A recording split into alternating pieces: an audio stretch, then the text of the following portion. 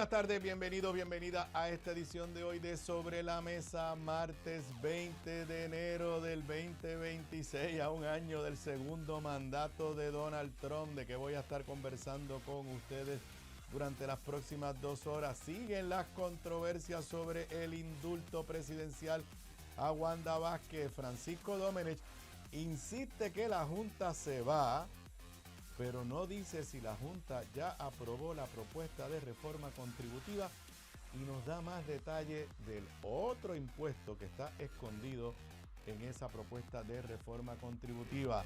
Departamento de Recursos Naturales alega que tiene solución al problema de erosión costera en sector de Loíza, pero no sabemos ni cuánto cuesta ni si tiene permiso del cuerpo de ingenieros. Representante José Che Pérez dice que van a enmendar proyecto que define como asesinato la muerte del concebido, pero sigue la ofensiva contra los derechos de las mujeres. Georgie Navarro presenta proyectos para prohibir el tráfico de abortos. ¿Qué rayos es eso? Se lo explico. Quieren derogar la ley de bolsas plásticas en supermercados. Y si es martes de energía con Ramón Luis Nieves. Y a un año de la juramentación de Trump, sigue su amenaza de apoderarse de Groenlandia.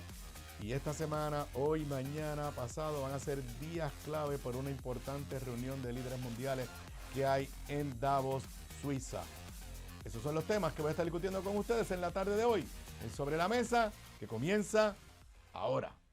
Un líder cuya voz conecta historia y actualidad. Su visión clara y experiencia única dan luz a los temas que moldean nuestra nación. Aníbal Acevedo Vilá está en Radio Isla 1320. Esto es Sobre la Mesa.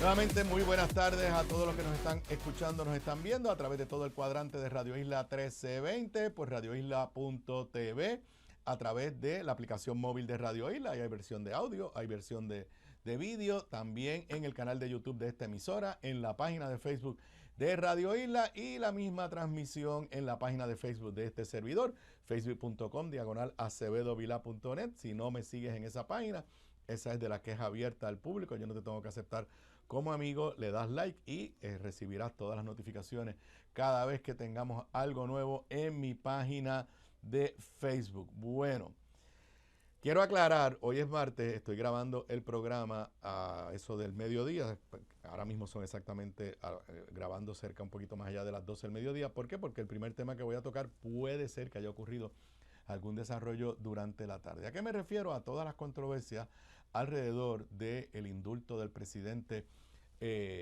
Donald Trump a la exgobernadora Wanda Vázquez y a los otros 2 coacusados. Varios desarrollos en las últimas horas y siguen alguna controversia. Ayer, al cierre de mi edición de Sobre la Mesa, les dije que la Fiscalía Federal había presentado un escrito ante la jueza Silvia Carreño, en la que le informaba del indulto, le pedía que se archivaran los casos, le informaba del indulto, le decía que lo que correspondía ahora era a los abogados de cada uno de los convictos, porque eran convictos, se declararon culpables, que dijeran que aceptaban el indulto, el perdón presidencial, y si eso ocurría, que todos sabemos que va a ocurrir, le decía a la jueza que el caso tenía que ser archivado, porque ahí terminaba el caso, el tribunal perdía jurisdicción, el caso se tornaba moot académico. Pero en ese escrito, en un lenguaje un poco ambiguo, Fiscalía Federal también reconoce que iba a venir otro documento el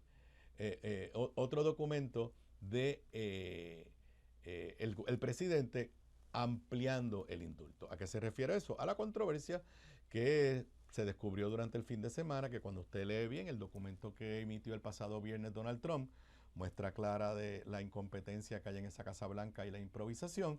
El indulto era solamente sobre la primera acusación en el 2022 contra los 3 coacusados en aquel momento.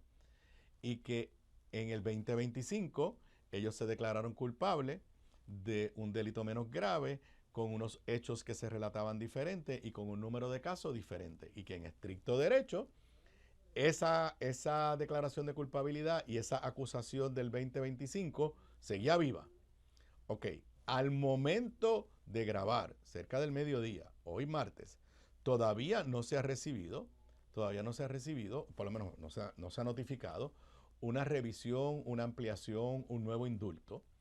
Todavía a esta hora los acusados no le han notificado a la jueza Silvia Carreño, acusados y convictos, no le han notificado a la jueza Silvia Carreño que aceptan el indulto, y yo lo entiendo.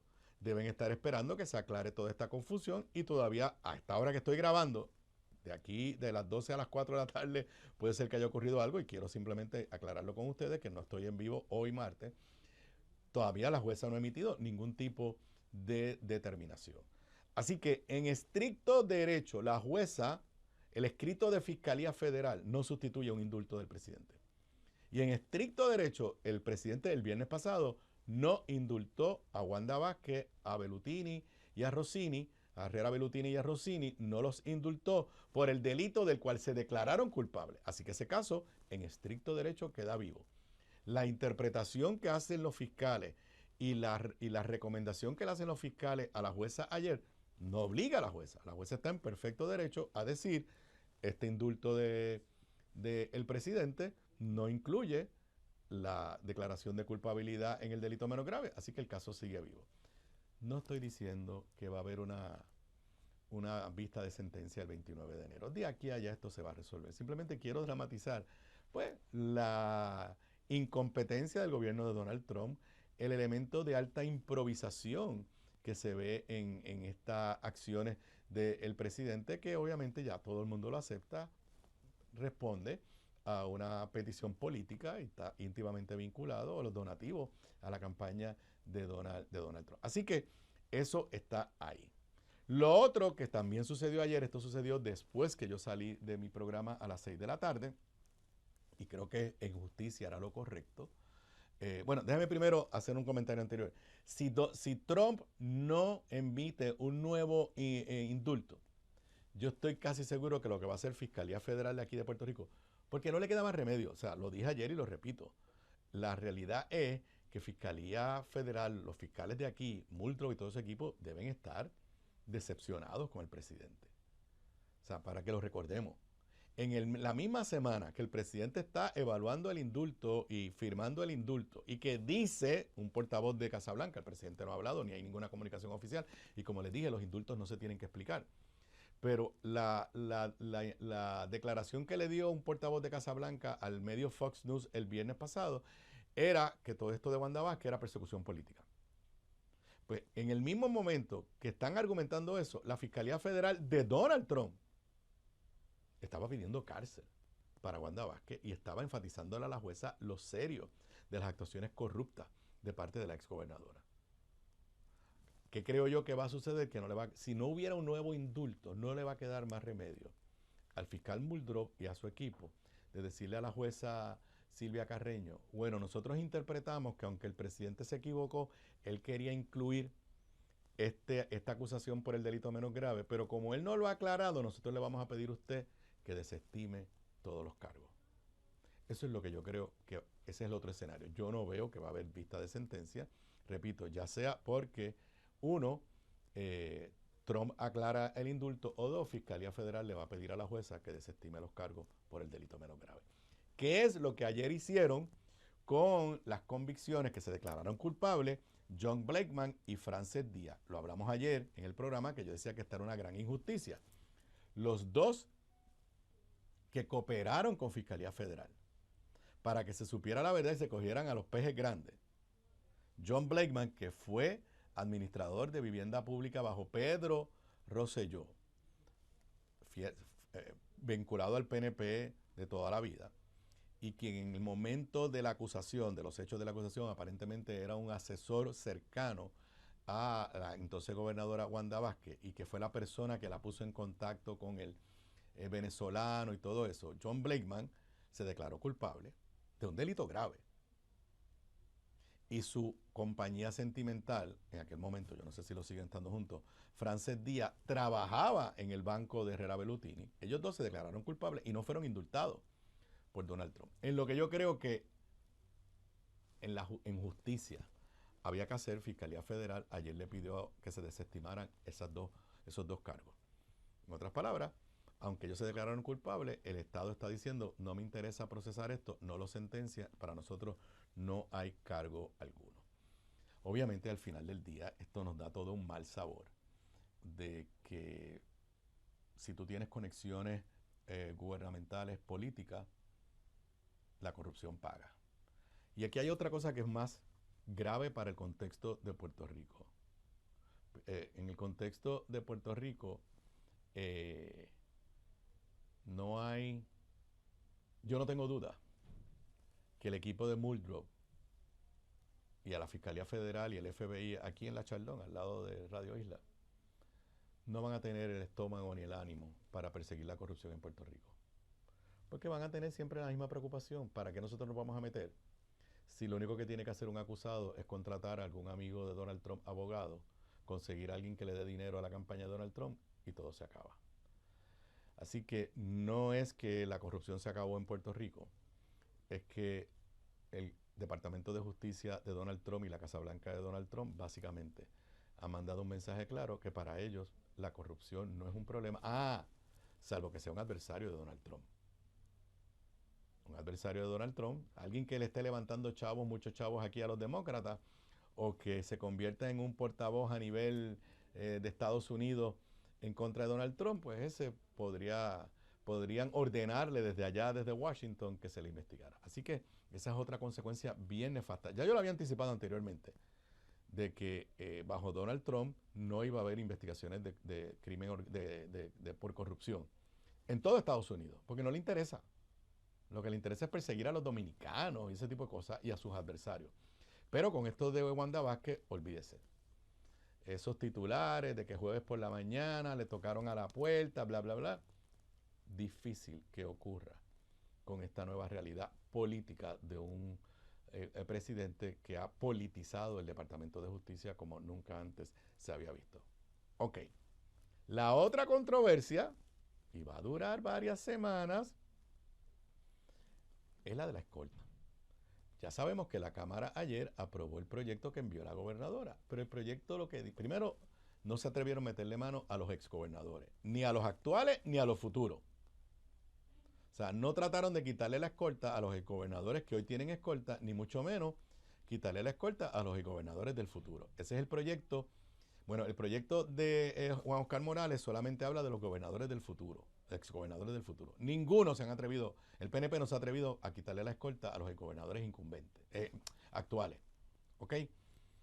Pero el proyecto que aprobaron ayer en la Cámara, lo que dice es que se le quita la escolta a un exgobernador que haya sido convicto. Lo habíamos anticipado ayer, hoy hay notas en diferentes medios, expertos en derecho, diciendo, bueno, si fue indultada y es un indulto total, técnicamente Wanda Vázquez no es convicta. Y lo que más me dramatiza es que, según ha dicho el representante, el portavoz del PPD en la Cámara, Héctor Ferrer, se presentó la enmienda ayer para que en lugar de decir persona convicta, dijera persona convicta o que se hubiera declarado culpable. Si hubieran aceptado esa enmienda, claramente esto le aplicaba a Wanda Vázquez. Porque aunque tú puedas concluir que al ella ser indultada por Trump ya no es una persona convicta, pero si el récord está en que ella se declaró culpable de un delito. Si hubieran aceptado esa enmienda, ya estaría resuelto que el día que ese proyecto se convierte en ley, lo firma la gobernadora y por lo menos Wanda Vázquez se quedaría sin escolta. En este momento, el lenguaje no le aplica, por lo menos hay un buen argumento para que no le aplique a Wanda Vázquez. Que la gobernadora se la va a quitar de todas formas. Y entonces va a decir que ella vaya al tribunal, lo dije ayer y lo repito, eso es lo mismo que debieron haber hecho con los demás exgobernadores. Porque Wanda Vázquez va a decir, yo tengo un derecho adquirido, yo no fui convicta porque el efecto del indulto es borrar, ni tan siquiera, borra inclusive la acusación, yo no he sido ni acusada técnicamente. Así que esa controversia sigue abierta, particularmente, repito, por la insistencia o la negativa del liderato legislativo del PNP a aceptar la enmienda que se le hizo ayer. También la delegación del Partido Popular pidió que se hiciera extensivo a todos los exgobernadores de forma retroactiva y todavía no entiendo la razón por la cual se niegan. Y repito, ustedes estén claros, En este momento hay el ambiente y hay los votos para legislar, o sea, habría el ambiente y los votos para legislar, que se le quite la escolta a todos los exgobernadores y a los exgobernadores del futuro si el PNP lo aceptara. El proyecto de Juan Oscar Morales no llega tanto, pero por lo menos prospectivamente lo quita. Esa es la razón por la cual Jennifer lo vetó y esa es la razón por la cual hay una relación, digo, no nos hemos enterado si mejoraron, pero si mejoró esa relación, pero hay una relación de tirantez entre Juan Oscar Morales y la gobernadora. Ahora un punto técnico. Aunque ese proyecto se aprobó ayer en la Cámara, el que se aprobó fue el del Senado, y tengo entendido que se le hizo enmienda. Si le hizo enmienda, si se le hizo enmienda, ahora va a comité de conferencia. Y si va a comité de conferencia, Tomás Rivera Chat tiene el poder de aguantarlo. Tomás Rivera Chat tiene el poder de decir, ahora yo le voy a incluir ahí el lenguaje sobre los exgobernadores futuros. Tomás Rivera Chat tiene el poder de decir, ahí hay que incluir un lenguaje que aclare que le aplica a Wanda Vázquez. Tomás Rivera Chat puede decir ahí voy a incluir el lenguaje para quitarle las escoltas a los exgobernadores. Porque una vez el proyecto está en comité de conferencia, se pueden incluir lenguaje adicional. En resumen, en este inicio del segundo año del primer cuatrenio de Jennifer González, aunque ella quiere que hablemos de reforma contributiva, y de eso voy a hablar hoy, pues el tema central en este momento es el indulto a Wanda Vázquez. Ahorita también vamos a hablar de aborto, que también sigue por ahí dando bandazos ese proyecto de administración. Pero en este momento, en esta semana, mientras la gobernadora está en España, el tema es el indulto a Wanda Vázquez. ¿Indultada por quién? Por el presidente que apoya a Jennifer González. Es verdad que Jennifer trató de distanciarse, pero que sepamos que Wanda Vázquez está indultada por el presidente que respalda a Jennifer González y que inclusive ella ayudó a que saliera reelecto indirectamente con su respaldo. Y que en este momento la controversia sobre las escoltas no ha muerto. Repito, ahora depende de qué va a hacer el Senado con la enmienda que le hizo la Cámara. Tiene dos alternativas. Acepta la enmienda, en cuyo caso el proyecto pasaría a la firma de la gobernadora, como les dije, con el lenguaje de convicta que crea la duda si le aplica a Wanda Vázquez una vez sea indultada y sin aplicarle a los futuros exgobernadores y mucho menos a los exgobernadores actuales. La segunda alternativa que tiene el Senado es no aceptar la enmienda y enviarlo a comité de conferencia.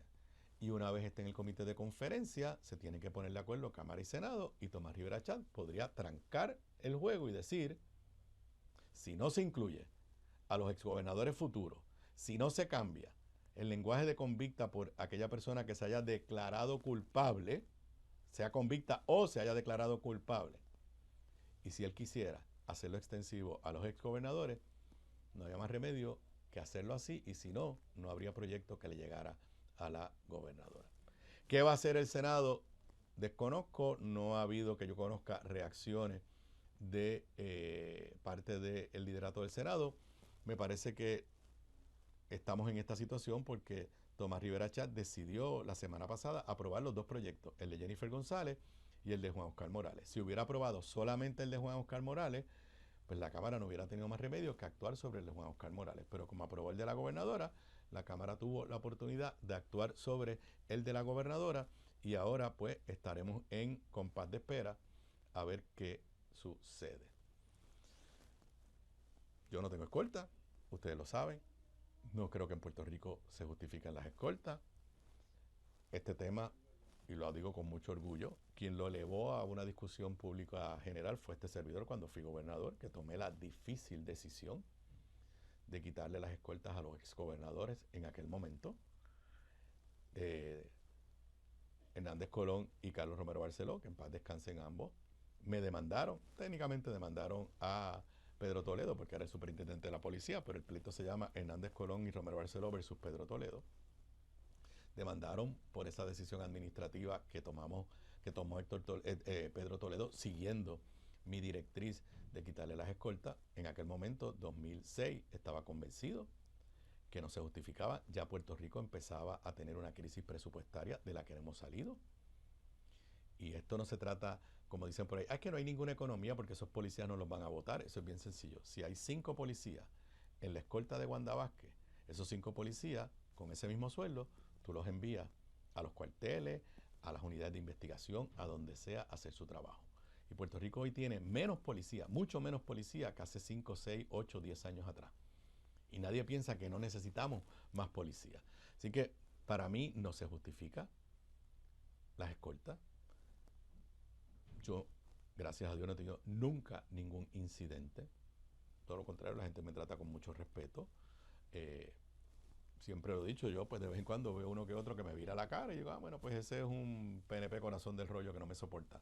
Pero en términos de yo temer a mi seguridad, a las personas con las que yo comparto, a mi familia, nunca, nunca en ningún momento. Y aquí, gracias a Dios en Puerto Rico, no hay una tradición de insultar a los políticos o de físicamente agredir políticos. En otros lugares del mundo la hay, pero aquí no la hay.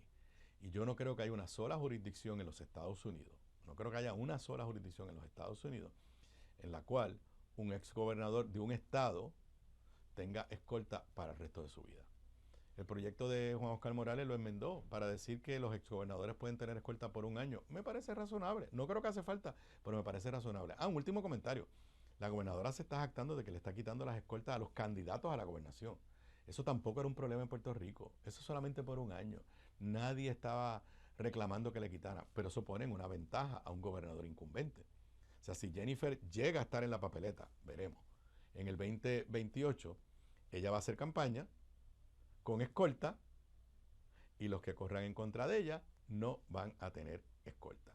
Y si en medio de una campaña política puede haber un momento en que los ánimos se pongan tensos y puede haber un momento donde en una caravana, en una caminata, podría ocurrir algún incidente y sería bueno tener a un candidato a la gobernación escoltado para evitar cualquier tipo de incidente. Pero eso es lo único que hace el proyecto. A quien único el proyecto de Jennifer González le quita las escoltas es en el 2028 a los candidatos a gobernador y candidatos a comisionado residente. Porque repito, aunque ella dice que se la está quitando a Wanda Vázquez, de la forma que está escrito y luego del indulto, porque si no hubiera habido el indulto, pues no estaríamos discutiendo esto. Luego del indulto hay, a mi entender, serias dudas de si el lenguaje que se aprobó en la Cámara ayer le aplica a la convicta pero indultada Wanda Vázquez. Regreso con más luego de la pausa. La clave para la buena cocina, además de los ingredientes y recetas, está en la calidad de los productos en los que cocinas. Por eso te recomiendo mi línea Giovanna Heike Cookware Collection, con acabado en cerámica, mangos ergonómicos y 4 milímetros de espesor para mejor conducción de calor. Lo distribuye North Caribe Imports y su marca Caribí, donde además encuentras utensilios de cocina y limpieza para tu hogar. Ahora cuida tu jardín con Caribí Garden. Caribí, calidad, experiencia y el mejor precio. Pídelos en tu supermercado más cercano. Simplifica tu vida con Caribí. Distribuye North Caribe Imports, la empresa puertorriqueña con más de 50 años sirviéndote a ti. Gramas lindas, gramas, plantas, palmas y todo para tu jardín. En Dorado, 796-1386. 796-1386. Gramas lindas, excelente calidad y servicio insuperable. 796-1386. Bocados Divino, el lugar perfecto para almuerzo o cena. Menú internacional, especializados en los mejores guisos, cabrito al vino, rabo encendido y el mejor osobuco que puedes encontrar. Mariscos frescos del país, langosta de nuestras costas, amplia carta de vinos y jugos naturales, con la mejor localización, seguridad y amplio estacionamiento gratis. Bocados Divino, en el edificio del Colegio de Abogados en Miramar. Para reservaciones, llamar al 787-238-1530. Aquí de regreso a Sobre la Mesa, hoy martes 20 de enero del 2026. Bueno, la primera plana del periódico El Nuevo Día nos trata de dar una nota optimista. Marcado el 2030 como posibilidad, gobierno traza su ruta para la salida de la Junta Fiscal. El secretario de la Gobernación, Francisco Domenech, establece como prioridad lograr 4 presupuestos balanceados de manera consecutiva para forzar el final del ente federal. Yo me leí la noticia tempranito en la mañana y con todo respeto, primero al periodista Manuel Guillama Capella, pero más que nada a los que montan el periódico, yo no sé dónde está la noticia. Porque esto es lo mismo que dijo la gobernadora hace meses atrás, lo mismo que dijo Francisco Domínguez. No hay nada nuevo sobre la salida de la Junta. Hay información nueva que es la que yo me voy a concentrar. Primero, dice que se va en 4 años, pues porque ya tenemos el primer presupuesto balanceado. Ok, eso es cierto. Cuando comenzó el presupuesto, el 1 de julio del año pasado, estaba balanceado. Pero le quiero recordar a Francisco Domínguez y a la gobernadora que eso mismo dijeron Pedro Pierluisi y Rafael Tatito Hernández como presidente de la Cámara en el cuatrienio pasado. Y cuando comenzó el presupuesto estaba balanceado. Y cuando terminó el año fiscal estaba balanceado. Pero la Junta concluyó que no se cumplía con el criterio de estar balanceado porque durante el año fiscal la legislatura y el gobernador aprobaron medidas que descuadraban el presupuesto. Así que, como lo voy a atar esto a la reforma contributiva, si la legislatura aprueba un proyecto de reforma contributiva, simple, y la gobernadora lo firma, para que después la Junta diga que ese proyecto no cumple con el plan fiscal y desbalancea el presupuesto, le habrán dado la excusa a la Junta para decir que este presupuesto no estaba balanceado.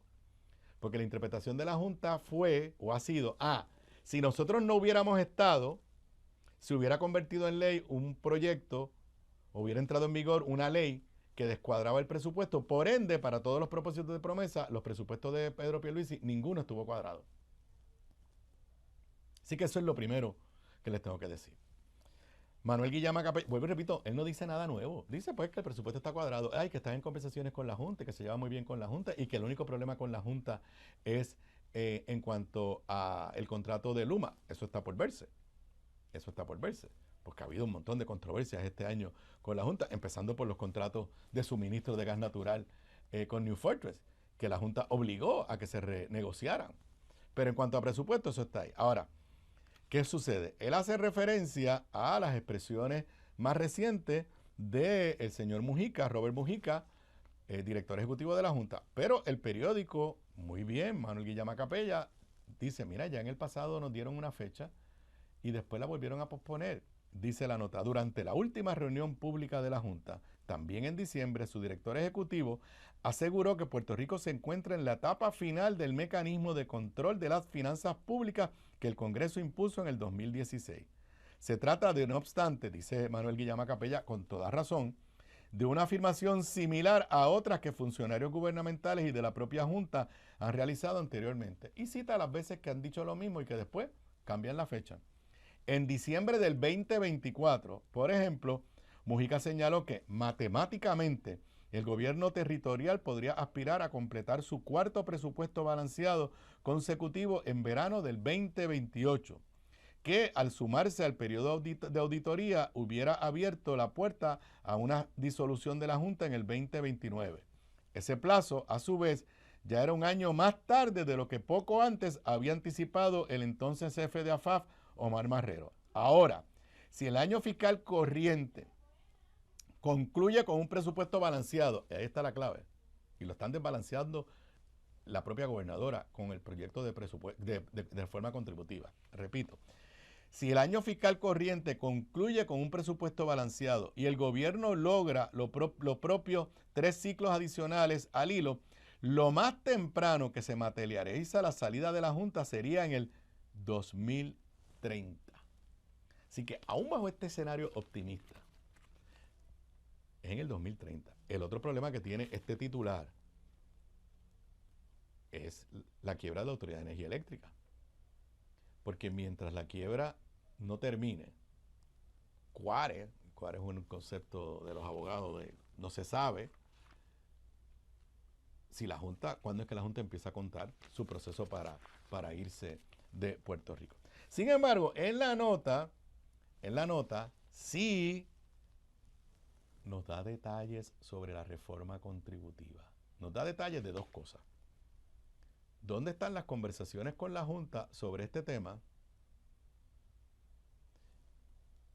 y sobre el tercer impuesto que está en la propuesta de reforma? Vamos primero a dónde están las conversaciones. Dice la nota del Nuevo Día, y yo le voy a interpretar lo que quiere decir esto. Le voy a leer el entrelínea o las letras pequeñas. Domenech se abstuvo de ofrecer mayores detalles en torno a las discusiones sustantivas con la Junta respecto a la reforma contributiva. Se negó a dar detalles. ¿Qué quiere decir eso? Que no tienen la aprobación de la Junta. Que hay serias objeciones por parte de la Junta. Esa es la verdad. Cita textual. Lo que puedo decir es que hubo reuniones por semanas y meses previas a la presentación del proyecto. Continuamos esas reuniones con la Junta, con el director Mujica, con su equipo de trabajo y continuarán. Obviamente queremos que la Junta esté en posición de aprobar esto cuando les llegue, pero la Junta toma esas determinaciones una vez el proceso legislativo ha concluido. En ningún momento dice, en estas pasadas 2 semanas hemos seguido reunidos con la Junta. Nos estamos reuniendo, nos vamos a reunir. Y es cierto lo que dice Francisco Domenech. La Junta al final del proceso dice, esta ley entra en vigor, esta ley no entra en vigor. Pero eso no impide que tú negocies antes de aprobarla para que tengas la tranquilidad que va a entrar en vigor. Como hizo el gobierno de Jennifer González sobre el presupuesto. El día que el presupuesto se fue a aprobar,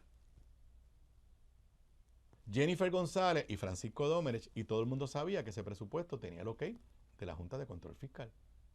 O como hizo Pedro Pierluisi de forma responsable, cuando tenía un proyecto de reforma contributiva que se parece mucho al de Jennifer. La Junta le dijo que no en la etapa de considerar el proyecto y trataron de negociar. Y de forma responsable, Pierluisi y la legislatura del Partido Popular decidieron que no iban a aprobar un proyecto de reforma contributiva, que la Junta no iba a dejar que lo pusieran en vigor. Así que eso de que hay que esperar a aprobarlo para que entonces la Junta hable, eso no es verdad. Eso no es verdad. Y vamos camino a que la gobernadora haga una ceremonia firmando y Tommy al lado y Johnny Méndez al lado, y una semana después la Junta diga, esta medida no puede entrar en vigor. Ahora, en cuanto a el tercer impuesto, recuerden que les dije que el director de la Oficina de Gerencia y Presupuesto nos validó que está el impuesto a los carros híbridos y eléctricos. Está el impuesto a las placas solares. Ya a los dos se ha opuesto el liderato legislativo del PNP y prácticamente todo el liderato legislativo. Pero había una partida de $270 millones que lo único que decían era eliminando unas deducciones. Bueno, pues Francisco Domenech dio los detalles. De los 550 millones que se calcula, el erario dejaría de ingresar ante las deducciones de tasa. Unos 280 millones, como reveló el pasado día el director ejecutivo de la OGP, Orlando Rivera Berrío, se restituirán al eliminar la deducción del 8% de la carga tributaria de la que se benefician desde el 2020 todos los contribuyentes con ingresos netos por debajo de los $100,000 anuales. ¿Escucharon? Todos los que ganamos $100,000 o menos anuales netos, desde el 2020 hemos disfrutado de una deducción de 8%. El proyecto de Jennifer no los quita. A la misma clase media que quiere beneficiar. Lo que no dice la nota es cuántos contribuyentes vamos a tener que pagar más. Yo estoy casi seguro que yo estoy en ese bracket. Eso es lo que no nos dice la nota. Así que, Johnny Méndez, tú que dijiste que nada que parezca nuevo impuesto. Bueno, pues ahí lo tienen. Todos los contribuyentes con ingresos netos de menos de $100,000 anuales, desde el 2020, creo que esto empieza en el 2018 con la reforma de Ricky Rosselló y luego se enmienda en el 2020 por la legislatura del PNP. Esto es todo control del PNP. Desde ese momento disfrutamos de una deducción de 8% que estaba diseñada para ayudar a la clase media y esta reforma la está quitando. No hay otra forma de llamarlo, que eso es un nuevo impuesto. Ah, que por otro lado te están dando otro beneficio. Ok.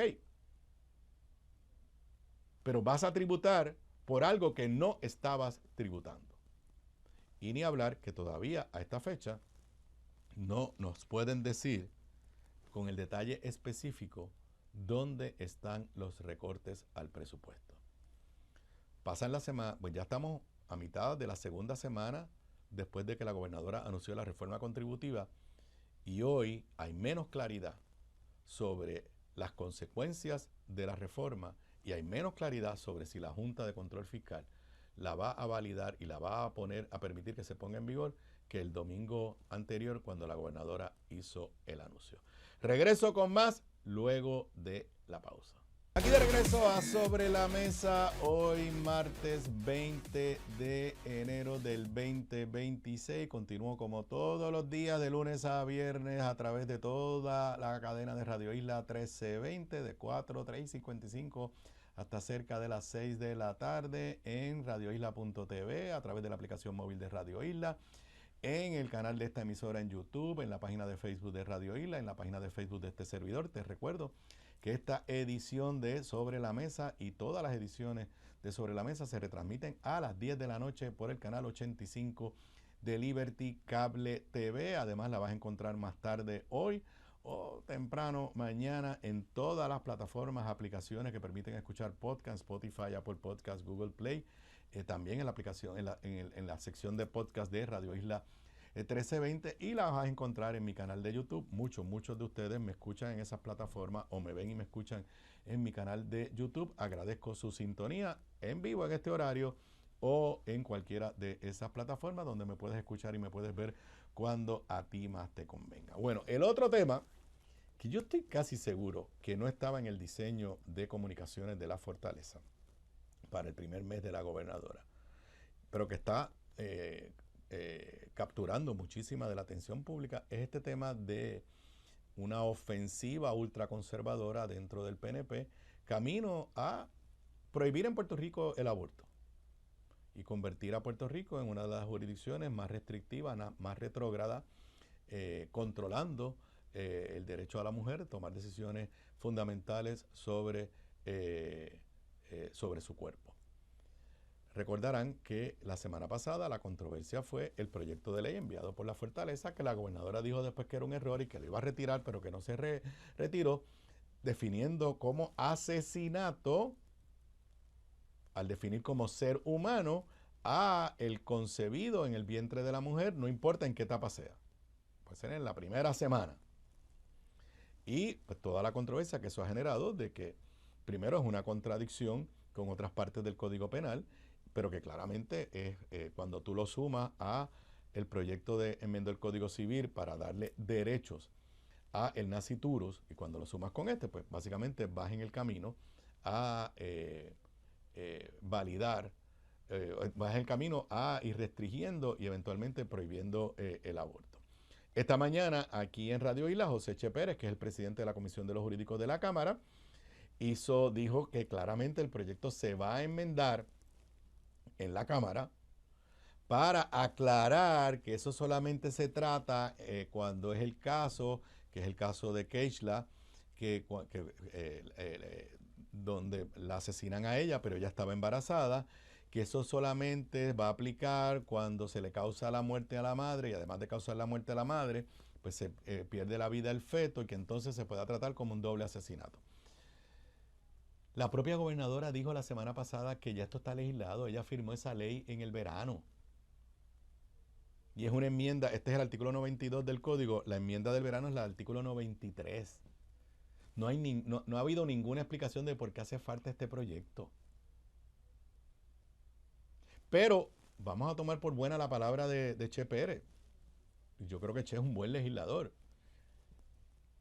Pero ya el año pasado, por ejemplo, cuando se trataba de la ley de transparencia, Che Pérez dijo que no se iba a aprobar sin que hubiera vistas públicas en su comisión y que era posible que lo enmendaran, y Johnny Méndez le pasó el rolo y lo descargaron. Así que mi perspectiva, mi análisis en este momento, que es para lo que ustedes me escuchan, es que la lucha dentro del PNP por quién es más ultraconservador una estrategia que honestamente yo sé que hay votos en los conservadores y que el objetivo es tragarse a Proyecto Dignidad y lo están casi logrando. Pero cuidado, hay mucho PNP y hay muchos estadistas progresistas que creen los derechos de las minorías, que creen los derechos de la comunidad LGBTQ+, que creen los derechos de la mujer, que creen el derecho de la mujer a poder tomar las decisiones sobre su cuerpo y sobre un embarazo no deseado. Y cuidado que no estén espantando del PNP a todas esas personas. Yo no sé, lo he dicho anteriormente, yo no sé dónde están los PNP liberales. Algunos se callan la boca porque tienen contrato. Es duro admitirlo, pero es la verdad. Se pseudo llaman demócratas dentro del PNP. Y la única razón por la que siguen ahí y siguen votando PNP es para garantizar sus contratos gubernamentales. Esa es la verdad. Pero el PNP y el estadista de la calle, de pensamiento liberal, que se indigna con lo que está haciendo Donald Trump, que quiere defender los derechos de los inmigrantes, que quiere defender los derechos de la comunidad LGBTQ+, cabe en este PNP. Cuando vuelvo y repito, lo que hay es una competencia. Así que ojalá Che Pérez lo haga y enmienden ese proyecto. La realidad es que no se tiene que aprobar. Y la propia gobernadora lo dijo, que eso era un error, que eso no hacía falta ese proyecto. Después se echó para atrás. Y si hace falta, ¿dónde está la opinión de la secretaria de Justicia? Que no sé qué peso intelectual tendría, pero que explique por qué esto hace falta. Pero me preocupa, repito, porque ya en el pasado Che Pérez ha dicho, este proyecto se va a enmendar, este proyecto va a ir a vista pública, y me refiero a la ley de transparencia, y le pasaron el rolo. Pero estuvo aquí en Radio Isla esta mañana y lo dijo. Ahora, si teníamos duda de cuál es la agenda, pues Georgie Navarro presentó ayer un proyecto de ley para prohibir el tráfico de abortos, whatever is that. Le voy a leer el comunicado. El representante Jorge Navarro Suárez presentó la Ley de Protección Parental contra el Tráfico de Aborto de Menores. Esta medida tiene como objetivo tipificar como delito grave la conducta de reclutar, albergar o transportar a una menor embarazada con el propósito de procurar un aborto sin el consentimiento de los padres o tutores legales. La legislación surge como respuesta a la práctica conocida como abortion trafficking, tráfico de abortos, identificada en jurisdicciones de Estados Unidos como Idaho. Primer comentario mío. ¿Y eso es un problema en Puerto Rico? Yo nada más puedo citar Idaho. Eso es un problema en Puerto Rico. Ya en un proyecto de Rodríguez Bebe pusieron el requisito del consentimiento de los padres para un aborto de una menor, sin entrar en la discusión seria de que la inmensa mayoría de las menores que quedan embarazadas, muchas de las menores que quedan embarazadas en Puerto Rico, el embarazo se lo causó un familiar. Esa es la verdad. Y en segundo lugar, que no hay un problema de aborto de menores en Puerto Rico. Dice Georgie, el Estado tiene un interés apremiante en proteger a las menores de edad y salvaguardar los derechos fundamentales de los padres en la crianza y cuidado médico de sus hijos. Pero eso dice la exposición de motivos. El proyecto de ley establece una pena de reclusión por un término fijo de 3 años para cualquier persona mayor de 18 años que no sea el padre, madre o tutor, que incurra en esta conducta con la intención de ocultar el procedimiento o evadir el consentimiento parental. Así que todo esto es parte de una tendencia dentro del PNP para convertir lo que no era tema de discusión ni es un problema serio en Puerto Rico. Aquí no hay una crisis de aborto. Tampoco hay una crisis de aborto de menores. Lo he dicho antes, ¿en cuántos debates y en la campaña se habló de esto? ¿Dónde está esto en el programa de gobierno del PNP?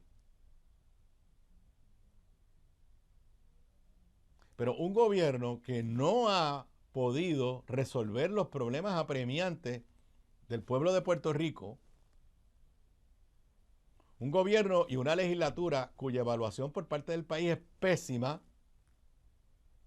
sigue enfocado en estos asuntos. Yo no sé si el proyecto de Yergi se va a aprobar, pero lo que decía hace unos minutos, es una competencia dentro del PNP que va camino a ser un partido a la derecha de Proyecto Dignidad. Va camino a ser un partido a la derecha del Partido Republicano de Donald Trump, que está reproduciendo en Puerto Rico discusiones ideológicas que no tienen nada que ver con nuestra idiosincrasia y que no son problemas reales de la sociedad puertorriqueña. Usted puede estar a favor o en contra del aborto, y yo se lo respeto,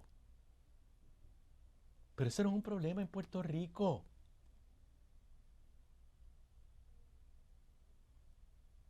Ese no es un problema en el cual la gente se levanta por la mañana preocupado, como se levanta preocupado con los problemas económicos, con los problemas de seguridad, con los problemas en las carreteras, con el problema de la luz, con el problema del servicio de agua. Esos son los verdaderos problemas del país. Pero como no tienen agendas concretas para esos problemas, para esos temas, y están, como les dije, en una guerra ideológica. O sea, el PNP de hoy, desde el punto de vista de su visión social, dista mucho. Y lo voy a decir, del PNP de Pedro Rosselló y Carlos Romero Barceló. Dista mucho. Pero eso es lo que domina en ese partido en este momento. Y a los partidos de oposición, y particularmente a mi Partido Popular, hay que hacer contraste. El silencio no hace contrastes. Hay que hacer contraste con lo que representa el PNP en este momento. Regreso con Martes de Energía luego de la pausa. Abogado, político y músico. Ahora se sienta a la mesa para generar más electricidad que nadie. Ramón Luis Nieves está en Martes de Energía.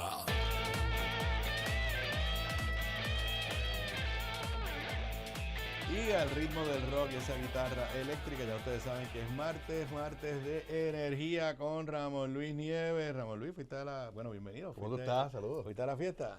Estuve en la San Sebastián el sábado, lo pasé. ¿Y en cuál tarima había rock? Ah, bueno, Juanes es medio rock español. Bueno, traté de ir a ver a Juanes, pero no hubo forma, estaba muy lleno. Terminé viendo a los amigos de Circo, que en la Plaza Colón, que tuvieron un show espectacular como siempre. Muy bien. ¿Tú estuviste varios días? Yo estuve, no estuve tanto, estuve el jueves que transmitimos en vivo y entonces hoy llegó y nos quedamos, pero básicamente compartiendo con amigos y fuimos a cenar, o sea, no en ninguna de las tarimas. El viernes hice el programa, pero salí y entonces íbamos a ir el sábado y nos rajamos. Y el domingo estuvimos un rato, vimos el principio de Andy Montañez, pero no tuvimos tanto tiempo. Mucho tiempo. Y Aníbal, aprovecho para felicitar al alcalde Miguel Romero y al equipo del gobierno municipal de San Juan, porque esta fiesta ya lleva varios años. Sí. Yo recuerdo, o sea, esto es un operativo militar, lo que se da en el Vío San Juan. Y yo voy a decir, porque las cosas hay que decir. Sí, gracias a los empleados del municipio de San Juan. Pero quien transformó esto en esta operación con los autobuses, con todo eso, fue Carmen Yulín. Fue Carmen Yulín, sin duda. Hay que reconocerlo. Sí. Las brigadas de limpieza, yo en ocasiones me quedaba el fin de semana y podía decir que cuando se empezaba el toque del cierre a las 1 de la mañana, a la hora que fuera, media hora después empezaban las brigadas a limpiar, o sea, trabaja Carmen Yulín y el alcalde lo que ha hecho es que lo ha perfeccionado, pero hay que reconocerlo. Hay que dárselo, sí, pero crédito a quien crédito merece, que es a Yulín, y obviamente a todos los empleados del municipio de San Juan que se fajaron este fin de semana. Así que muchas gracias. Más de 1 millón de personas, un solo incidente de violencia, una pelea de chamaquitos, como decimos, y pues eso habla muy bien también de los que fueron a la fiesta, porque también hay que reconocerlo. Claro. O sea, la gente fue allí a disfrutarla. Bueno, hoy el periódico El Vocero nos tiene una primera plana que tuvo en este espacio los martes, han estado anticipando y alertando.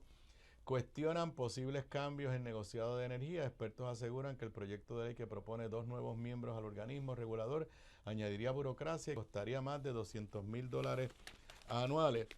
La historia adentro básicamente repite lo mismo. Entiendo que hay otro proyecto también, correcto, aparte de que ha habido críticas de la propia gobernadora, de funcionarios gubernamentales, a las gestiones del negociado. yo creo que si hay que repetir algunas cosas que has dicho en el pasado, este es el momento de repetirlas, pero un poco habla de qué es lo que hacen esos proyectos de ley y las preocupaciones que generan. Bueno, interesantemente, Aníbal, el reportaje del vocero que salió en el día de hoy solamente destaca un proyecto de la representante Lourdes Ramos. La representante Lourdes Ramos propone que al negociador de energía se le añadan 2 miembros. Uno de ellos representante de los pensionados, no sé si pensionados del gobierno, no tengo ese detalle, pero de pensionados, y otro representante de pequeños y medianos comerciantes. Pero hay otro proyecto de ley también, y ambos se radicaron, si mal no recuerdo, en el mes de octubre del año pasado, y esa fecha es importante. El otro proyecto es del representante Jordi Navarro, que básicamente propone también añadir miembros al negocio de energía, pero uno de esos miembros sería el secretario o secretaria de DACO, ¿verdad? Entonces, ¿qué pasa? La fecha en que se radican ambos proyectos es importante, porque esto es lo que yo llamo legislación de periódico. Representantes leen el periódico, escuchan quejas sobre un tema y reaccionan con una legislación.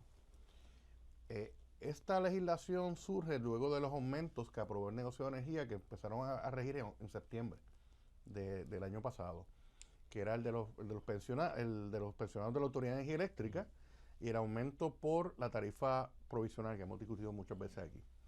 Así que estos representantes piensan que el problema de los aumentos en Puerto Rico tiene que ver con la composición del negocio de energía. Explica cuál es la composición ahora, o sea, cómo se llenan, cómo se está constituido. Pues, Aníbal, básicamente el negocio de energía hoy tiene, si no recuerdo, son 5 miembros. La preparación, y aquí es la clave, los miembros del negocio de energía no representan grupos de interés, etcétera. Representan 2 cosas: pericia en el tema de energía y el conocimiento de la política pública energética, que eso es lo que necesita Puerto Rico en un cuerpo regulador de energía. Y ahí tienes la composición, puede ser o abogados o ingenieros que hayan trabajado con el tema de energía.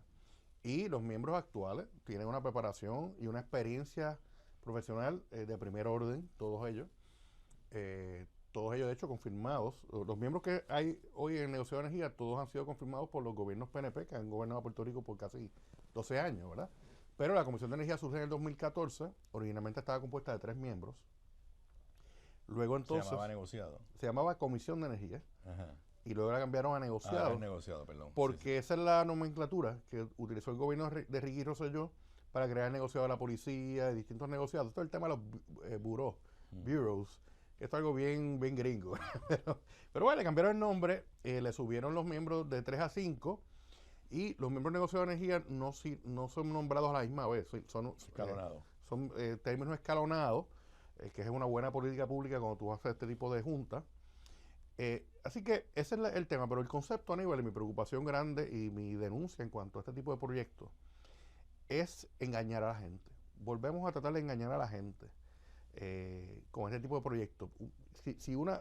Porque uno ya ha sido pensionado del gobierno de la empresa privada, o porque seas miembro represente a los pequeños mega consumidores, no necesariamente eso te da una pericia para trabajar con los 40 temas regulatorios bien particulares que brega el negocio de energía. Yo creo que el ex representante Luis Raúl Torres hoy opinó algo con lo que yo coincido en el vocero, que quizás ese tipo de representación cabe más en una junta, por ejemplo, la Junta de Gobierno de la Autoridad Eléctrica, que por cierto, el puesto de representante de los abonados de energía electrica está vacante hace años. Y no hacen nada. Años y no pasa nada. Tampoco me consta de que haya interés, además de Giancarlo González, que trató de hacerlo. Lo descalificaron. Lo descalificaron. El ombudsman, después de esa descalificación y antes, dijo: yo no tengo chavos. Mira, no tengo chavos para esto. Así que eso es un problema. Pero sí, yo coincido con el representante. Quizás una junta de gobierno de la entidad que es la dueña de los activos eléctricos de la corporación pública tiene más sentido. Pero yo entiendo que el negocio de energía tiene que estar compuesto por personas que conozcan de la industria de energía, conozcan el tema regulatorio de energía, que hay temas bien complejos, que incluso abogados y ingenieros que trabajan con estos temas tienen que hasta educarse un poquito más siempre sobre temas que son bien complejos en esto de las regulaciones. O sea, ya el negociado antes comisión lleva más de 10 años. Cumple cumple ahora en el 2026 12 años. Por eso. En términos generales, ¿cuál es tu evaluación? Bueno, en primer lugar, la ley 56 del 2014, que es la primera reforma energética, introdujo en Puerto Rico dos conceptos que no existían. Uno, el de la regulación independiente del sistema eléctrico. Eso no existía porque el regulador, rey, señor o reina y señora de todo el sistema eléctrico fue la Autoridad de Energía Eléctrica entre el 1941 y el 2014. Así que ese concepto de que una entidad que, aunque es una agencia del gobierno de Puerto Rico, realmente es una agencia independiente que no le responde a Fortaleza. No es una agencia de gobierno del gobernador o gobernadora. Es una agencia que le responde a la ley, a la política pública energética. Eso algunos gobernadores no lo han entendido, pero eventualmente lo entienden durante el cuatrenio y ahí queda la cosa. Así que eso ha sido una victoria. Pero además de eso, está ese concepto de la regulación independiente de energía y está el concepto de que este tipo de comisión regulatoria en el tema energético es un tema que lleva 100 años, más de 100 años en algunas jurisdicciones de Estados Unidos a nivel, con los Public Service Commissions o Public Utility Commissions, y en Puerto Rico pues en el tema energético no existía. Y yo creo que en estos 12 años el balance ha sido positivo en cuanto al desempeño del negociado de energía. Ha habido mucho aprendizaje de parte del mismo negociado, de parte de los regulados. El regulado principal fue obviamente la Autoridad de Energía Eléctrica, ahora pues es Luma, porque hay que proveer servicio directo a la gente, pero también el negociado, como se pensó cuando se creó en la legislatura en el 2014, ya se preveía que entes privados iban a comenzar a entrar al sector eléctrico de Puerto Rico y así ha sido. Y yo puedo decirte, como senador que fui, que participó en la creación del negociado, y ahora como abogado que practico en el tema energético, me consta que hay mucho profesionalismo, mucha profundidad, mucha transparencia que no existió nunca en Puerto Rico en el tema energético, que ha ocurrido gracias a que se creó el negociado. Yo sé que alguna gente puede coger algún clip de hoy y cuando suban la luz dice, mira, Ramón Luis está favoreciendo al negociado que acaba de subir la luz, pero parte de esto es que tenemos que seguir educando sobre cuál es el rol. El rol del negociado es tomar decisiones a base de datos, no a base de las corrientes políticas del momento, que al final del día fue parte de lo que llevó a la quiebra a la Autoridad de Energía Eléctrica en primer lugar. Así que me parece que el balance es positivo. Ahora bien, yo creo que estos proyectos de ley para trastear con la composición del negociado no resuelven nada, son medidas populistas y complican aún más el proceso de seguir dándole madurez al concepto de la regulación independiente de energía. Ok, hablando de protagonistas privados, componentes privados, ayer el periódico El Nuevo Día nos tenía la noticia de que la planta Energisa, que entiendo que es la única nueva planta que está en el pipeline, como decimos, de generación, pues tú habías anticipado en este programa que iba a generar más energía de lo que originalmente se había dicho. Sí. Pero el Nuevo Día nos dice que al aprobarse esa enmienda al contrato, ahora se atrasa por un año más. Correcto. Y que en lugar del 2000, ¿ahora cuándo? 28. Ahora va a estar en el octubre del 2029. Sí, eso es lo que se prevé, ¿verdad? ¿Qué significa eso? ¿Cuán malo es eso? ¿Qué consecuencias tiene pues que se siga atrasando un proyecto como ese? Bueno, en primer lugar, pues el proyecto Energisa fue el que en diciembre del 2024, en los últimos días de la administración Pierluisi, esa administración pues dejó aprobado ese acuerdo para crear la primera planta de generación de combustibles fósiles que se crea en Puerto Rico desde hace más de 25 años. Las últimas realmente fueron, últimas plantas que se crearon a nivel privado fueron Ecoeléctrica y AES. Y a nivel público, la última fue que sé yo cuándo. Exacto, mucho más allá de eso. Realmente, pues cuando salió la noticia, recuerdo que comentamos, porque básicamente en la nota decía que se preveía de que para el 2028 esa planta pues iba a estar en funciones. Y comentamos, wow, tremendo, en 2 o 3 años no conocemos de ningún proyecto de este tipo que se tarde tan poco. Usualmente estos proyectos tardan no menos de 4, 5, 6 años, ¿verdad? Desde comienza la parte de las autorizaciones, los permisos y luego la construcción. Pero si se atrasa un año y el 2029 sería como que era un proceso rápido, ¿verdad? Yo veo que la construcción de esa planta es algo positivo para Puerto Rico, porque sí se está viendo de esta manera. Si eventualmente cuando esa planta entre en funciones, aportando más de 500 megavatios de energía basada principalmente en gas natural, eventualmente podemos llegar al punto de ir retirando a las plantas más ineficientes y obsoletas que tiene la autoridad eléctrica, ¿verdad? Ya veremos qué pasa de aquí a cuatro años cuando ya estén, o 5 años estén funcionando. Pero esa noticia de que es el 2029, para que estemos claros, no tiene los permisos todavía que se requieren, ¿o sí? No. Acaba de aprobarse una enmienda al acuerdo de compraventa de energía, ¿verdad? Por eso. Que como funciona esto... Y lo otro que yo, un poco por lo que uno sabe de ese mundo de energía, pues esto requiere un financiamiento privado.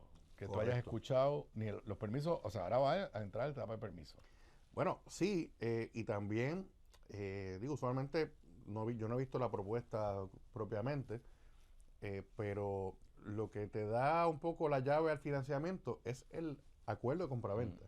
Tú dices, mira, inversionista, tengo este acuerdo de compraventa de energía a 25 años con estos términos, ¿quién me presta los chavos? Porque recordemos que estas iniciativas privadas no le cuestan dinero al gobierno ni a la autoridad eléctrica. Estas iniciativas privadas de construcción de nuevas plantas, sea de combustible fósil o sea plantas de energía solar a gran escala, básicamente se construye con dinero privado. Pero para tú comenzar ese proceso, pues tienes que tener el famoso PPA o PPOA, que es el acuerdo de compraventa de energía, y ahí tú vas a tus inversionistas que te dan ahí los términos y condiciones y comienza a dar el proceso de permiso, ¿verdad? Claro, como hemos hablado antes, si tú planificas construir en un lugar que ya está previamente impactado en términos ambientales. ¿Qué es lo que pasa con esta planta? Correcto, pues se te hace mucho más fácil el proceso de permiso en eso, pero con todo y eso, entre permiso y construcción, y algo bien importante que la nota del vocero la menciona, Aníbal, la disponibilidad de los equipos, ¿verdad? Hemos hablado en este programa antes de que cuando tú construyes instalaciones de energía, sea el tema de turbinas o paneles o lo que fuera, tienes que hacer fila en el mercado mundial porque yo no puedo, o sea, no es como ir a la tienda de los domingos que uno va a comprar cosas del hogar, que mira, dame una turbina aquí. Si eso hay que mandarla a construir, y hay otra gente en el mundo que quiere eso. Y algo importante, por el avance de la inteligencia artificial y de estos centros brutales de bancos de datos, etcétera, que requieren mucha energía, pues hay muchos, incluso hasta retrasos en la disponibilidad de estos equipos. Así que yo espero que se dé, ¿verdad?, de que podamos tener esta planta en funciones ya en el 2029. Espero que no se retrase como tal, pero es un avance positivo, pero también es un atraso a lo que se esperaba. Y de hecho, como una pequeña reflexión a nivel, si algo tenemos que mejorar en Puerto Rico es el proceso de lo que llaman RFP o búsqueda o de licitación o de compra de este tipo, o sea, al llegar a este tipo de acuerdos. En el tema de energía nos hemos retrasado muchísimo. Me parece vergonzoso que 15 años después de la Ley de Energía Renovable del 2010 tengamos tan pocos proyectos de energía renovable a gran escala. Y ahora van a empezar a entrar en funciones unos cuantos, pero hay unos proyectos que tomó 15 años desde que se conceptuó y se comenzó hasta hoy. Y así que el gobierno con los cambia, con los distintos actores del gobierno siendo autorizados para intervenir en estos procesos, con los cambios de política pública que ha habido, pues ha retrasado mucho de estos procesos energéticos y al final del día nos perjudicamos nosotros como abonados. Otra nota que es de ayer del periódico El Nuevo Día, Mr. Bruce Westerman, que es el presidente de la Comisión de Recursos de la Cámara de Representantes, que es la comisión que tiene jurisdicción sobre todos los territorios, therefore sobre Puerto Rico, es la comisión que tiene jurisdicción sobre estatus, pero Mr. Bruce Westerman no quiere hablar de estatus. Es la comisión por donde se aprobó promesa, porque es una ley para los territorios, y aunque hay otras comisiones que tienen que ver con los temas energéticos, pues por tratarse de que la autoridad esté en quiebra, therefore promesa, y pues por tratarse de que la Comisión de Recursos a nivel de Estados Unidos brega también con muchas áreas donde hay depósitos y recursos, y el tema energético, tienen jurisdicción sobre el tema energético. Y ayer en una entrevista breve, porque en poco lo que dice, Bruce Westerman le dice a José Delgado del periódico El Nuevo Día que está considerando hacer vistas sobre cómo va la reconstrucción. Mi recuerdo es que han hecho vistas en los pasados años, quizás tú estás de puesto, yo voy cuando es de estatus, no cuando es de energía, cuando es de estatus, que a veces me citan o me llaman.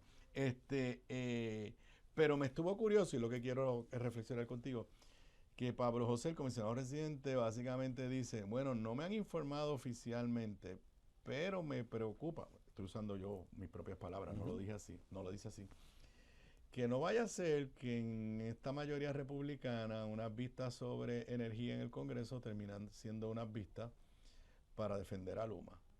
Y pues me está curioso de que Westerman le dice a José Delgado que él no tiene una posición todavía sobre la demanda que presentó la gobernadora para anular el contrato de Luma, demanda que está, ya sabemos, en espera de acciones de la jueza Taylor Swain. Me imagino que en los próximos días, yo lo repito, lo primero que tiene que hacer es darle o no darle permiso a la Junta para que intervenga en el pleito.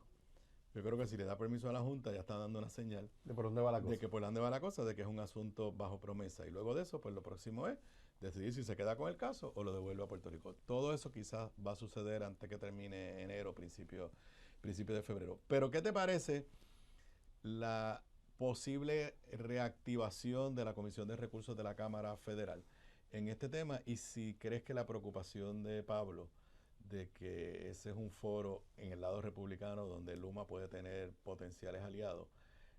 Y la otra pregunta, o sea, que podrán presionar, influenciar, no al tribunal, pero a la gobernadora sobre estos temas. Quiero iniciar mis comentarios, Aníbal, con algo curioso para que quizás muchos no están conscientes. ¿Cómo se llaman los comités de Cámara y Senado en el Congreso Federal que trabajan con los temas de Puerto Rico? En la Cámara de Representantes Federal es el Comité de Recursos. En el Senado es el Comité de Energía y Recursos Naturales. Puerto Rico para el Congreso es un recurso, o un recurso natural.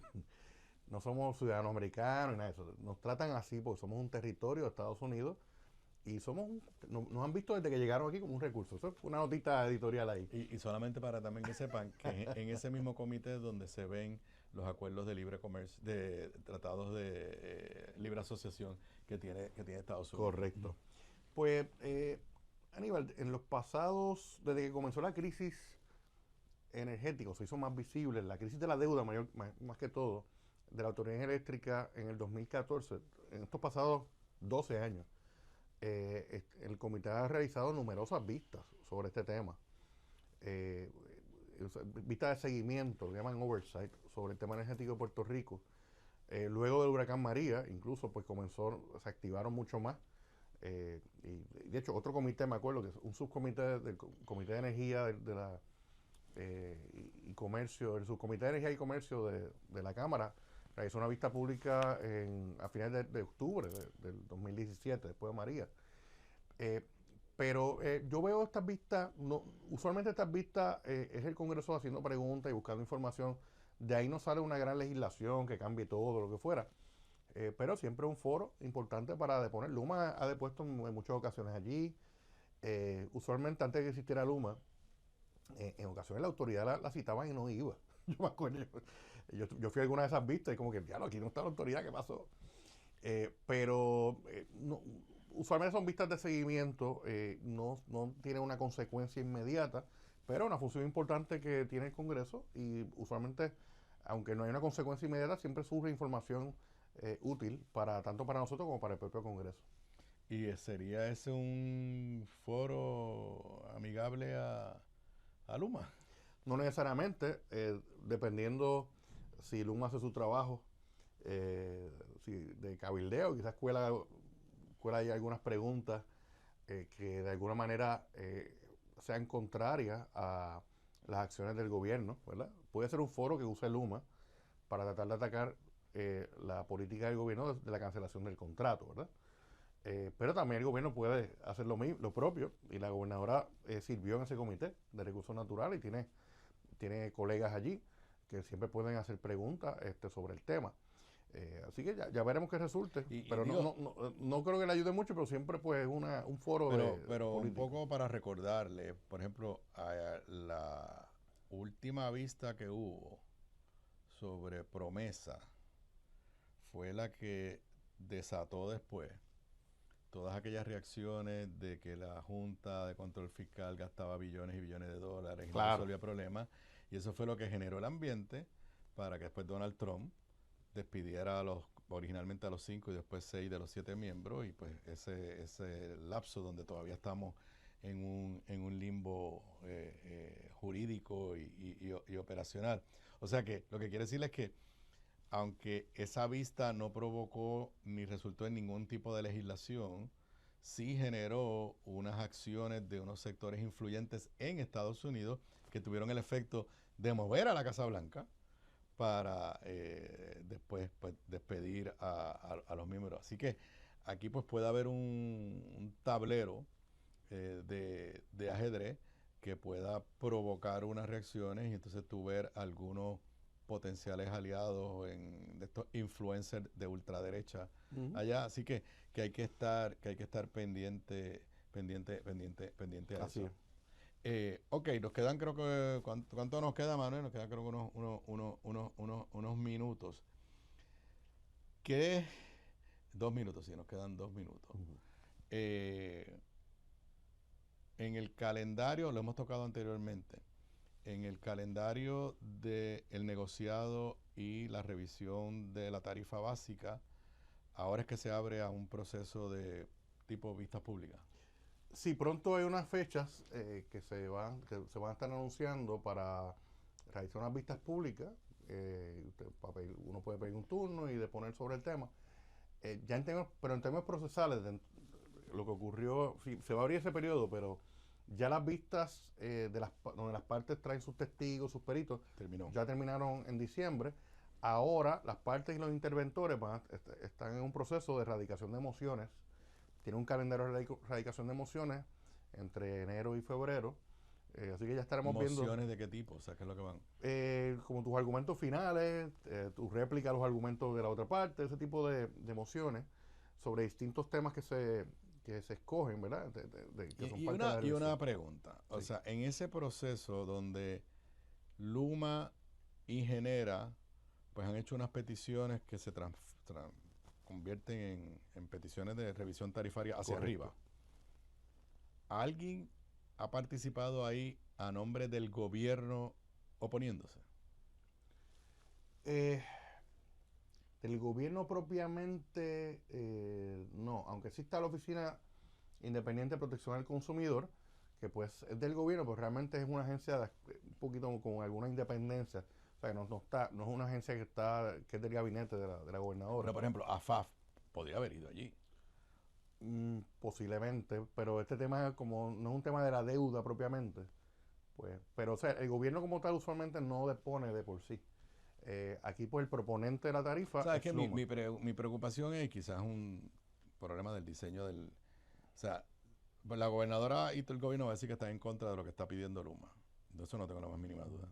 Pero mi pregunta es, ¿dónde de forma seria, no de periódico, donde de forma seria el gobierno les responde? Si el gobierno tiene argumentos válidos para decir la petición de Luma o la petición de Genera no se justifican, ¿cómo se lo dicen al negociado? Esta es una buena pregunta porque recuerda que sí, el gobierno está representado en el proceso por la Autoridad de Energía Eléctrica. Por eso. Pero la Autoridad de Energía Eléctrica a su vez es parte de las partes, es una de las partes que le peticiona, que le solicita a Luma que le incluya partidas o sea, ¿cómo se prepara esto? Que Luma recopila de la autoridad, de Genera y del propio Luma cuáles son los costos de correr el sistema eléctrico, entre otros temas.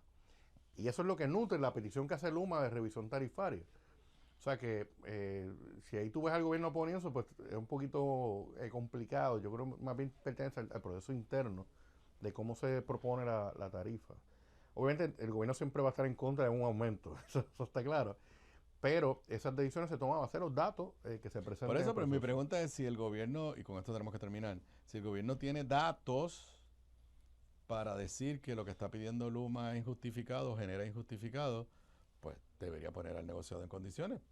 Y yo no creo que hay nada que les impida en la ley que hayan dicho yo quiero intervenir. Eso es un planteamiento interesante. Yo no recuerdo en los otros procesos que ha habido ha habido ya 2 procesos anteriores de revisión tarifaria, que una agencia de gobierno, el DEC, por ejemplo, pienso quizás el DEC que diga, mira, pues no, que haya intervenido. Eso podemos llevárnoslo de asignación. Vamos a ver. Bueno, pues con eso terminamos tú y yo por hoy. Gracias, yo regreso con más luego de la pausa. Aquí de regreso a Sobre la Mesa, hoy martes 20 de enero del 2026. Saben que les dije al inicio del programa de hoy que hoy estoy grabando cerca de entre el mediodía y 2 de la tarde, y cuando hablé del tema del indulto a Wanda Vázquez, les anticipé que quizás iban a ocurrir unas cosas durante la grabación o luego de la grabación. Bueno, pues sí, le tengo una actualización.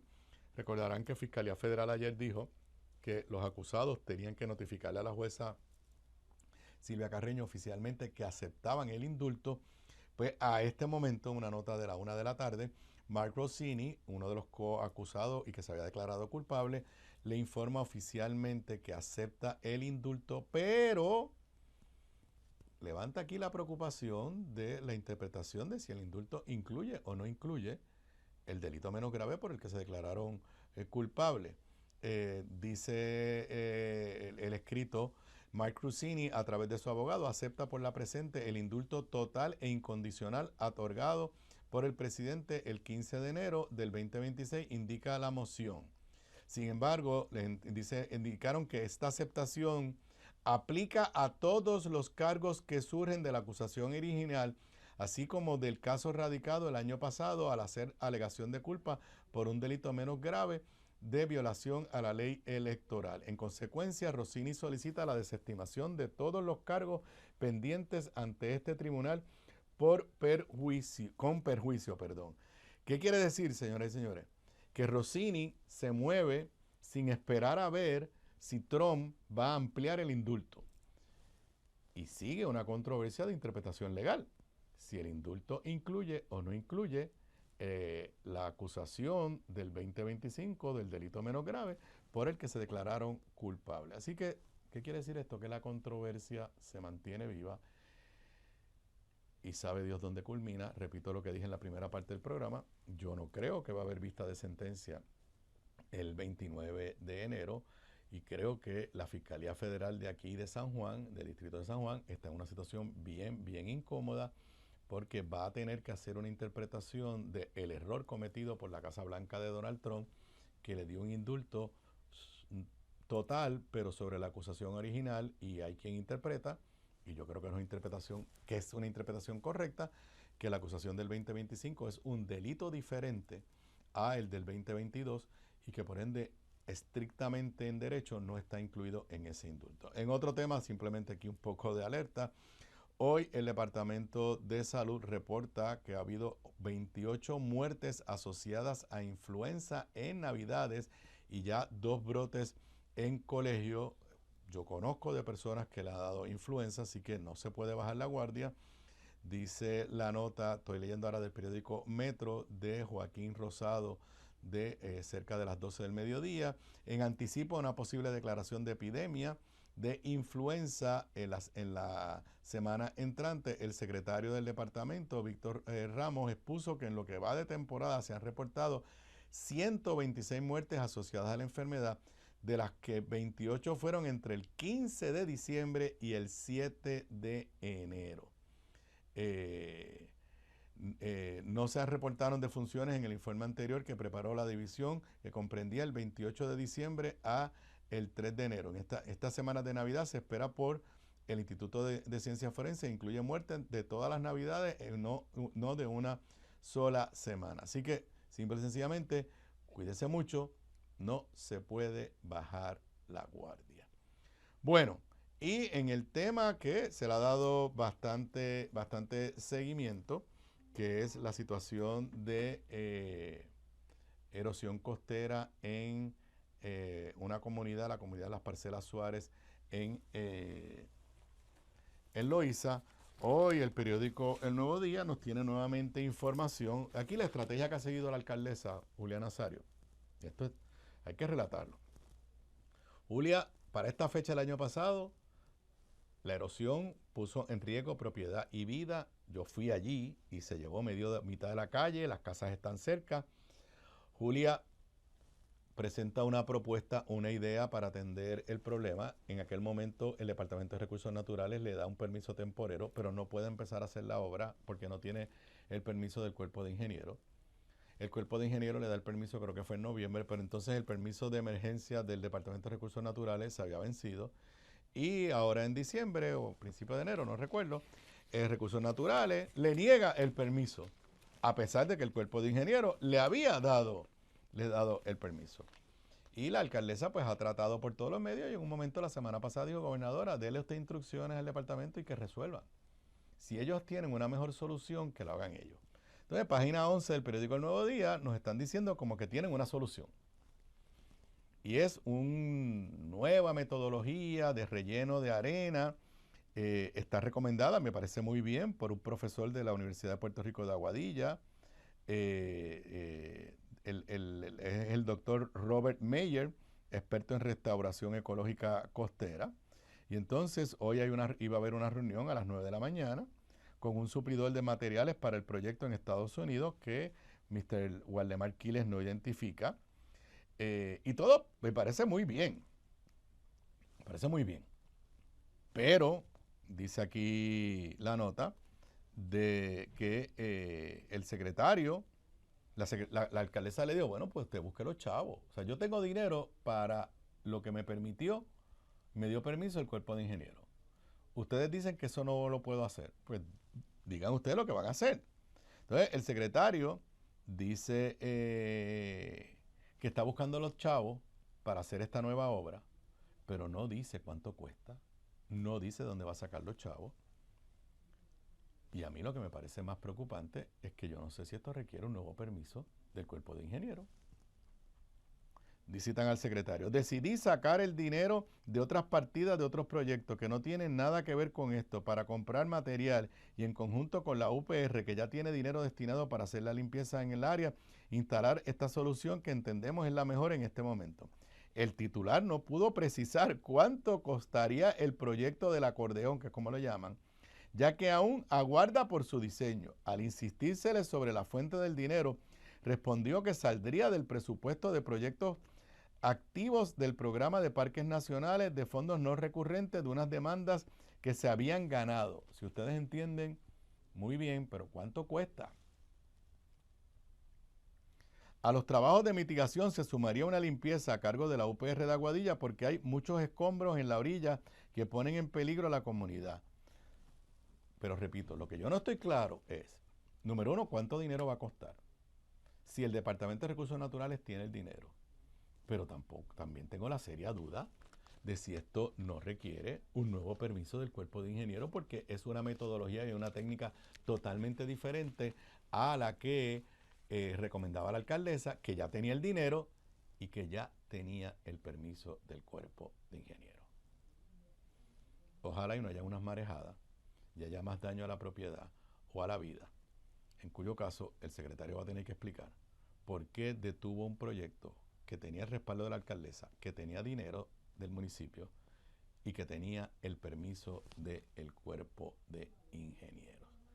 Y en un tema pues indirectamente relacionado con temas ambientales, el senador Gregorio Matías ha presentado un proyecto de ley para derogar esta ley que ya tiene 10 años, que es la ley que prohíbe el uso de bolsas plásticas de un solo uso, pero entonces pues se permiten las que son reusables. Mire, yo soy proambiente, pero yo creo que esa ley, y no creo que esa fue la intención.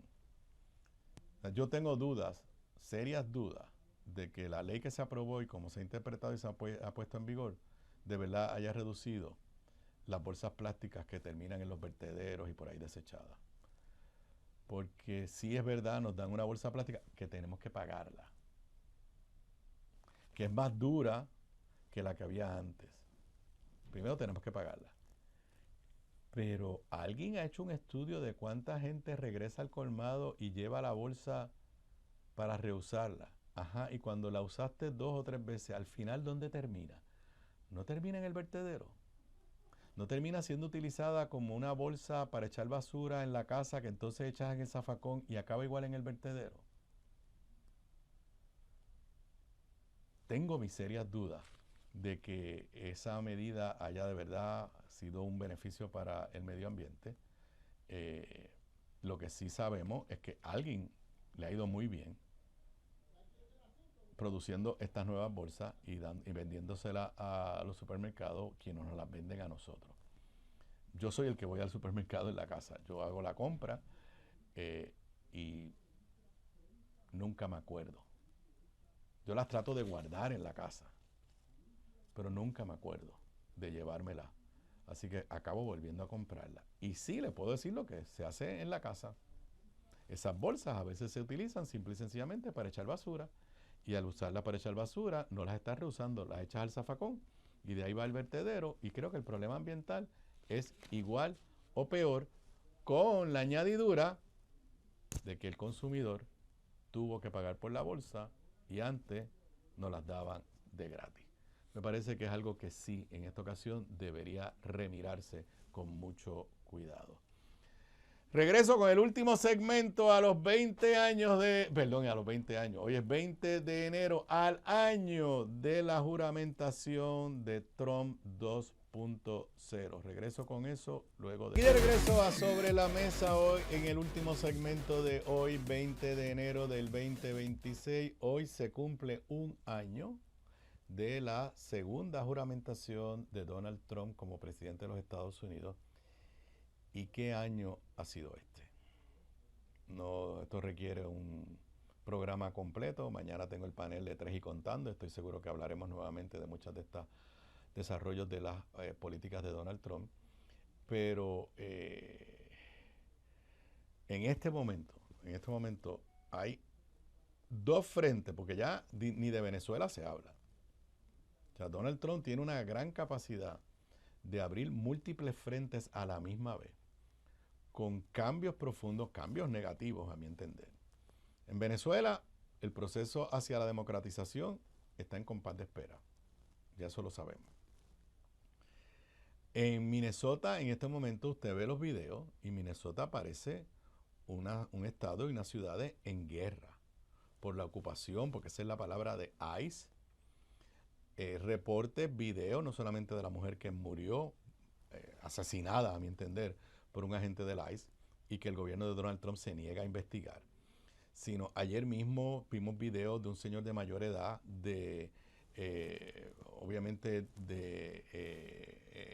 oriental, que se lo llevaron de su casa en medio del frío de Minnesota sin camisa y lo tuvieron que devolver porque era ciudadano americano. Así que lo que se está viviendo en Minnesota son escenas de las más claras violaciones a los derechos fundamentales. La secretaria de Homeland Security está diciendo que sí, que tú tienes que caminar en la calle con tu pasaporte, con tu prueba de identidad. ¿Cuándo eso era así en los Estados Unidos? Entonces, simultáneamente a eso, Donald Trump está ahora en una ofensiva para quedarse con Groenlandia a las buenas o a las malas. Hoy comenzó lo que se hace todos los años, que se conoce como el World Economic Forum, que es en una ciudad en el área de los Alpes, en Suiza, en la ciudad de Davos, en Suiza. Y esa es una reunión de los más millonarios y billonarios del mundo, los más poderosos desde el punto de vista económico. Y vienen líderes gubernamentales mundiales. Y Donald Trump va para allá. Y mañana quiere firmar, el jueves quiere firmar allí su Board of Peace, que es una iniciativa que nadie está claro qué es lo que propone, donde es como un organismo para garantizar la paz mundial, donde los invitados tienen que depositar $1 billón. Y para garantizar la paz mundial, Donald Trump ha invitado a que sean miembros de esa junta de directores a Putin y al dictador de Bielorrusia. Es una locura. Pero anoche, Donald Trump, que parece que se desvela, empezó a poner en sus redes sociales, número uno, un meme donde aparece la bandera de Estados Unidos sobre el territorio de Estados Unidos, sobre el territorio de Venezuela, sobre el territorio de Canadá y sobre el territorio de Groenlandia, como si esto fuera un chiste. O sea, Estados Unidos anexando esos territorios. Puso otra imagen creada por inteligencia artificial de él con J.D. Vance y Marco Rubio plantando la bandera americana en Groenlandia, como esas fotos así de los conquistadores. Puso públicos mensajes de textos de presidentes de Europa, de Macron y de otros presidentes. Mensajes de texto que se envían a sus teléfonos. Entonces, este World Economic Forum comienza hoy y en una encrucijada para los aliados de Estados Unidos. Y sí, ya comienzan a verse mensajes. Por ejemplo, el primer ministro de Canadá dijo que si Groenlandia era invadida por Estados Unidos, Canadá iba a estar del lado de Groenlandia enfrentándose a Estados Unidos. Hay mensajes de aliados de Estados Unidos diciendo ya esto no se trata de una transición o nuevo liderato, se trata de una ruptura con Estados Unidos. Donald Trump, que amenazó y alegadamente va a poner en vigor el 1 de febrero un arancel de 10% a todos los países que están defendiendo a Dinamarca por lo de Groenlandia, incluyendo a Francia y a Gran Bretaña. Ahora, por expresiones porque Macron dijo que no va a estar en el Board of Peace ese que Trump se está inventando, acaba de decir que le va a poner un arancel de 200% al vino francés y al champán francés. Y todo esto, estamos hablando de una guerra comercial, de una imposición imperial con los países que son aliados de Estados Unidos. No es con Corea del Norte, no es con China, no es con Rusia, muchísimo menos es con Rusia. Entonces, uno está viviendo unos tiempos. El gobernador que uno pensó que jamás iba a vivir, el gobernador de California, Gavin Newsom, está en Davos. Y al llegar allí, yo creo que le ha hablado a los líderes europeos como hay que hablarle. Le ha dicho, mire, con Donald Trump no se puede negociar. Dejen de estar arrodillados y levántense a exigir, a reclamar. Porque lo único que han hecho, desde María Corina Machado hasta todos, es ir a rendirle pleitesías a Donald Trump pensando que con complacerlo con sus antojos, él se va a quedar tranquilo. Y lo que estamos viendo es todo lo contrario. ¿Qué va a pasar con Groenlandia? Yo no sé. Pero esta semana va a ser crucial para saber dónde queda el liderato mundial de Estados Unidos.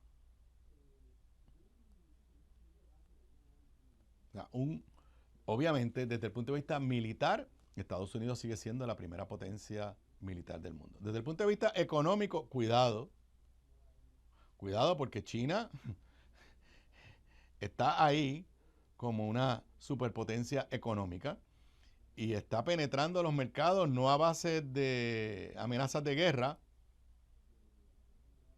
¿Dónde va a quedar? Pero desde el punto de vista Estados Unidos, con todos sus defectos, lo que ha hecho es intervenir militarmente en lugares para evitar invasiones de un país a otro país.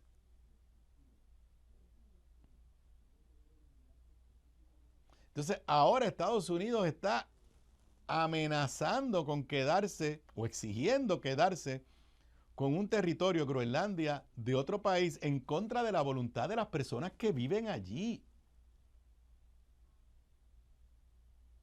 O sea, y me cuesta trabajo saber que hay puertorriqueños trompistas que defienden esto.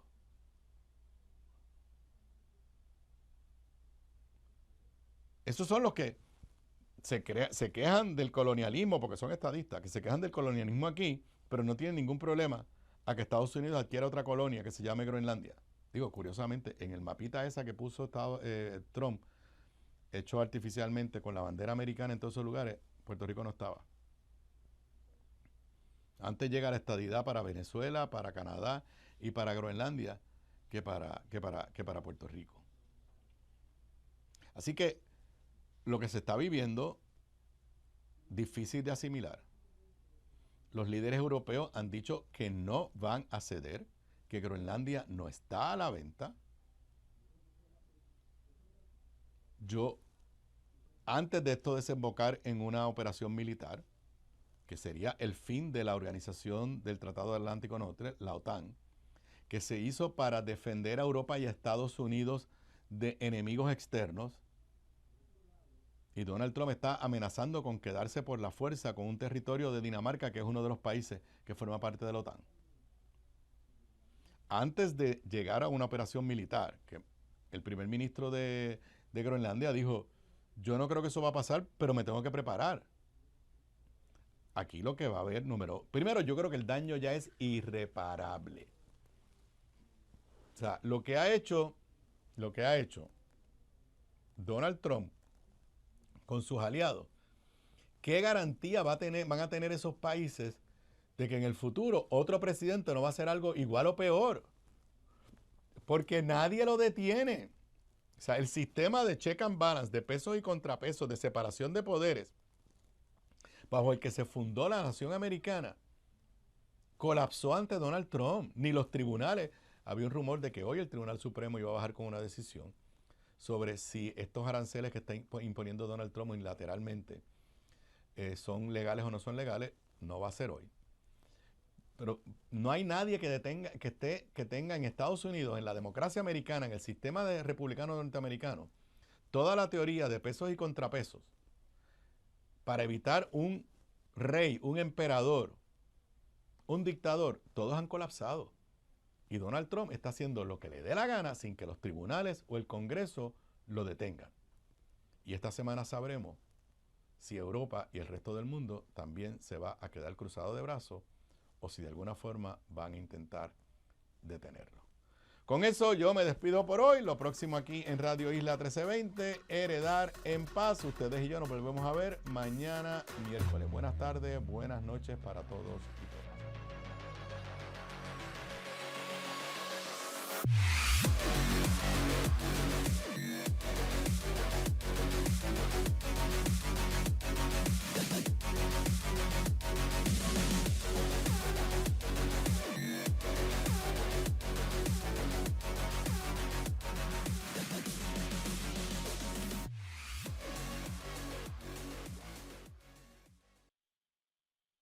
Noticias son texto y voces con experiencia.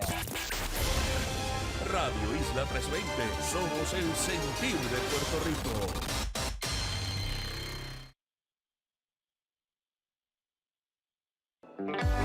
¿Te interesa el negocio de bienes raíces en Puerto Rico? Radio Isla 1320 te trae una fuente definitiva para entender el mercado, identificar oportunidades y tomar decisiones informadas. Todos los miércoles a las 2 de la tarde, Giancarlo González Ascar te espera en Urbital, un espacio para dialogar sobre urbanismo, movilidad y desarrollo sostenible mediante el uso de la aplicación de Urbital. Ya lo sabes, todos los miércoles a las 2 de la tarde tienes una cita con Giancarlo González Ascar en Urbital por Radio Isla 1320 y radioisla.tv. Pa'lante con Aela.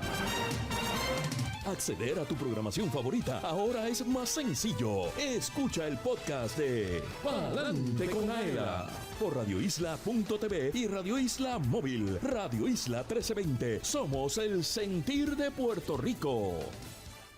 Acceder a tu programación favorita es más fácil que nunca. Búscanos en tu plataforma de podcast favorita y escucha el podcast de Puestos para la Mañana con